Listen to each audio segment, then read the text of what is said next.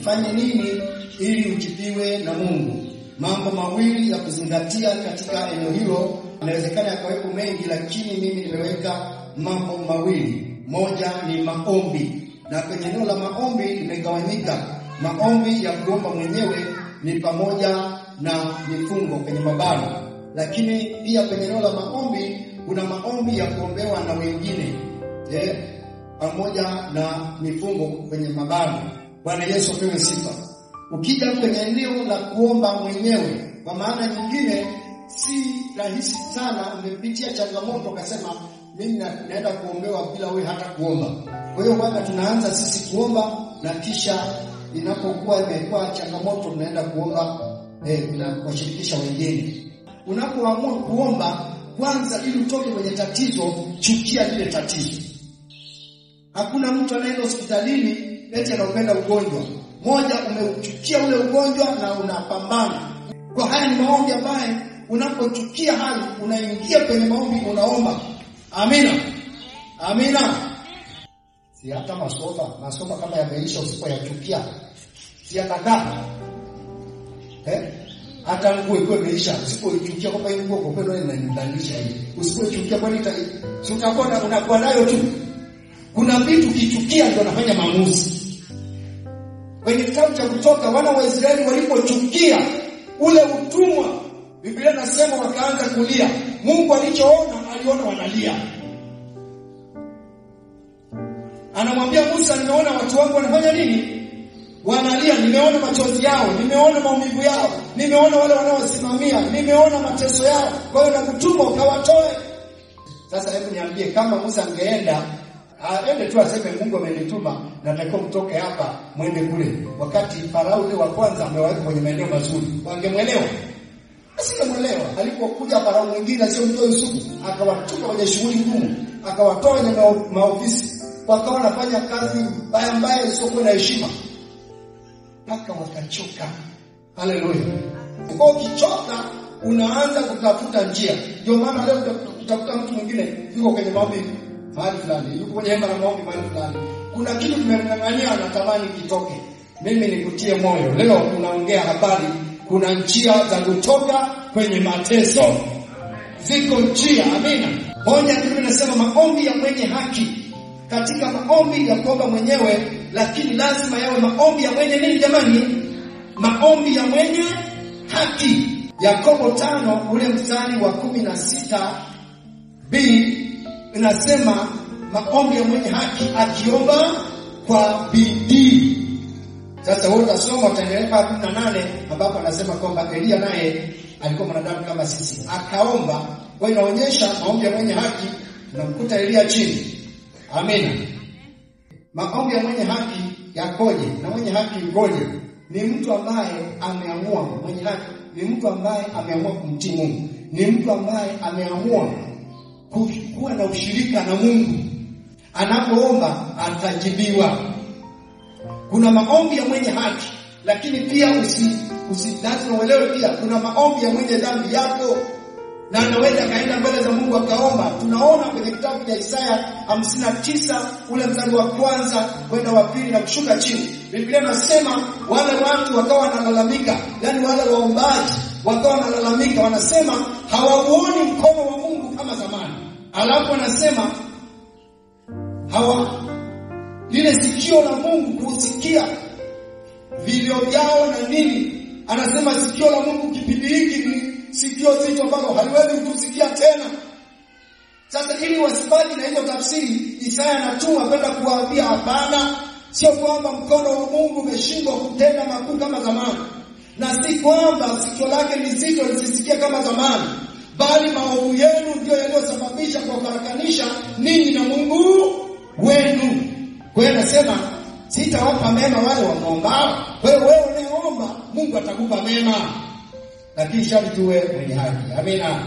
Tatu, nasema kuomba kabla ya kuingia kwenye jaribu, kwenye Marko 14 mstari wa 38.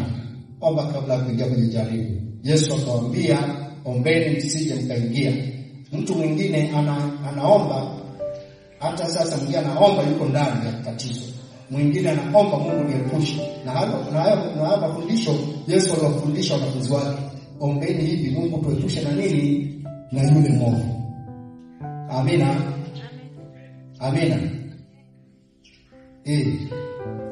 Na niwewe kufundisha somo fulani kwa kama semina pale kanisani kwamba tuombe Mungu atuepushe na mambo tusiyoyajua.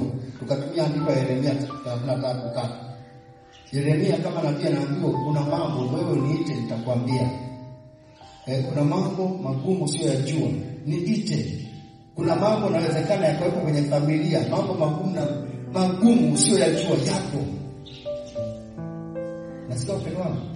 Kwenda katika njia nini ya maombi. Ukisoma Samueli wa 2:21 mstari wa kwanza, anasema kulikuwa na njaa siku za Daudi mwaka kwa mwaka. Mwaka wa kwanza njaa, mwaka wa pili njaa, mwaka wa tatu njaa. Mwaka wa kwanza inawezekana labda sijui kulitokea nini hali ya hewa. Mwaka wa pili ngoja tutafute mbegu nzuri. Mwaka wa tatu mwisho akamtafute Mungu. Kwa nini kuna njaa tangu aanze uongozi? Mwaka wa kwanza, mwaka wa pili, mwaka wa tatu. Ile tu kuingia kwenye maombi akaambiwa hiyo njaa ya siku zote ni kwa sababu ya nyumba ya nani? Nyumba ya Sauli. Nasikia watumishi wa Mungu, maana hapo unaenda kukaa kwenye kiti cha nani? Cha Sauli. Anasema kiti hicho kina damu. Wakasema yule mtu aliyekufadhaisha, yule mtu aliyekupoteza, yule mtu ambaye alikuwa anachukua kwenye mipaka ya Waebrania, huyo na watolewe kwake watoto wake. Maana alikuwa tayari ashakufa. Bwana Yesu pewe sifa. Baada ya hapo ndio nchi kwa salama. Lakini aliingia kwenye maombi. Kwa kuna saa nyingine unaweza pia kwa wewe unaomba saa nyingine mwambie Mungu mambo yaliyojificha kwenye familia, mambo yaliyojificha ambayo huenda yako kwenye ukoo. Wewe uko kanisani na unafuatiliwa na kitu ambacho kinawatesa wale, tunasema mbona umekuja kanisani na wewe na matatizo yale yale. Mwambie Mungu, ni nini ambacho kipo? Bwana Yesu pewe sifa. Maombi ya mwenye haki, ukiwa mwenye haki Bwana atafanya jambo. Haleluya. Haleluya. Bwana Yesu pewe sifa. Bwana asifiwe. Na nilieleza kwamba Mungu pia ana tabia ya kukagua matumizi ya hicho lichoomba kabla hajakupa. Yakobo 4:3 anasema mnaomba mpati kwa sababu mkivipata mtavitumia vibaya. Ile neno mtavitumia vibaya maana yake amekuona kwamba utakipata kwa sababu wewe nimeona matumizi yako. Siku ukikipata utaharibika moyo wako. Kumbuka tulivyonavyo vingine, maandiko yanasema kwenye kitabu cha Mathayo 5:29-30 inasema kama jicho lako likukosesha litoe, kama mguu wako utoe. Kwa hiyo Mungu akiona hiki kitu kitakukosesha, hiki ambacho naambiwa kitoe, maana yake kipo tayari, kitoe. Yaani kama ni rafiki mtoe, kama ni nani mtoe, ili uingie mbinguni kuliko unamngana na marafiki ambao wanakukosesha. Amina watumishi wa Mungu. Bwana Yesu pewe sifa. Bwana asifiwe. Kwa hiyo anasema hampati kwa sababu mnakosea. Unapoenda kwa sababu mnakosea kwa sababu gani? Kwa kuwa ukiwa kwenye mwili utakosea. Ndio maana kwenye Warumi 8:26 anasema hatujui kuomba ipasavyo, ila tukijaa Roho Mtakatifu tutaomba sawa na mwongozo wa Mungu. Amina. Tukijaa Roho Mtakatifu atakuongoza na utaomba kwenye target ile ambayo inatakiwa na Mungu atakusaidia. Jina la Bwana libarikiwe. Kipengele cha pili kinasema maombi ya kuombewa na wengine pamoja changanya na vifungo. Maombi ya kuombewa na wengine. Soma Matendo 12:1-5. Moja nasema ya Kirumi, kanisa likaomba kwa ajili ya Petro. Kwa hiyo hapo Biblia inasema kwenye hiyo 12:1 anasema yule mfalme akanyosha mikono kuwatenda mabaya baadhi ya watu wa kanisa. Akamuua nani jamani? Akamuua Yakobo. Alipoona Wayahudi wanafurahia tendo hilo, na kwa nini walikuwa wanafurahia? Kwa sababu wanajua hawa ni wanafunzi wa Yesu ambao Yesu mwenyewe alimuua. Kwa nini wanaendeleza hii huduma tena? Wanaendeleza haya makusanyiko. Kwa hiyo walikuwa wanafurahia kwa sababu kutokomeza hiyo imani ipotee. Bwana Yesu apewe sifa. Kwa hiyo walipoona wanafurahia, basi akaendelea kukamata na mwingine. Tunaona baada ya kukamatwa Petro huo 12:5 linasema kanisa likaomba kwa juhudi. Hatuoni maombi pindi Yakobo anakamatwa. Kwa hiyo maombi ya kuombeana ni ya muhimu. Petro yuko gerezani akaomba, Mungu akatenda muujiza.